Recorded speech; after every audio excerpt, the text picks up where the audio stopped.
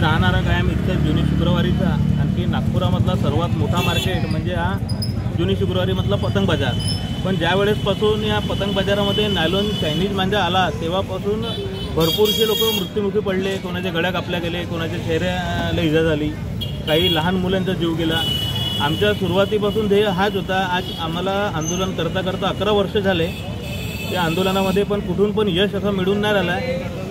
थोडाफार नायलॉन मांजा पोलीस प्रशासनाच्या मदतीनं कमी झाला आहे, पण पूर्णपणे हा बंद नाही झाला आहे। पण कोणाला इजा होऊ नये, कोणाचा जीव जाऊ नये, हा तीळ संक्रांत मकर संक्रांती हा सुंदर सण आहे। तिळगुळ घ्या गोड गोड बोला आपण असं बोलतो, पण या आपल्या सण त्योहारामध्ये जर कोणाचा जीव जात असेल, एखादा बेजुबानचे पशु जान जारी होऊन गेली तर ते काही मनाला समाधान नाही। म्हणजे अशा जुनी मांजानी आपण जर पतंग उडवू आणि त्याच्या कोणाला इजा होईल तर त्या गोष्टीचा आम्ही विरोध करतो, आजही करू, सामोरी करू।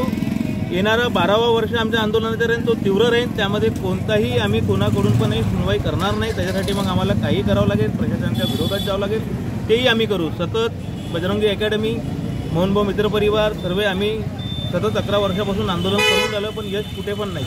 50% बंद झालेलं आहे, पण आज आपला परिसर हा पतंग मार्केट जुनी शुक्रवारी इथे 80% बंद झालेले आहे। पण अदर ज्या वस्त्या आहे, काही हसनबाग आहे, काही खरबी आहे, मोहीनपूर आहे, अशा जागी धडकल्याने नायलॉनची विक्री सुरू आहे।